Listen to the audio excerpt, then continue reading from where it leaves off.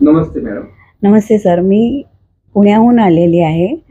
माझं नाव लीना पांडुरंग गांधी. मी second time ही treatment घेत आहे. फर्स्ट टाईम मला 50% बरं वाटलं या ट्रीटमेंटला आणि सेकंड टाईमला मला 80% बरं किती दिवसानंतर वाटतंय. आल्या मॅडम तुम्ही? मी 1 महिन्याने फर्स्टला मी 1 महिन्यापूर्वी आले होते आणि आज बरोबर 1 महिना झाला मला. बरोबर 20 तारखेला आले मी. पहिल्यांदा आले तेव्हा खूप त्रस्त होता. खूप त्रस्त होते मी, खूप रडत होते.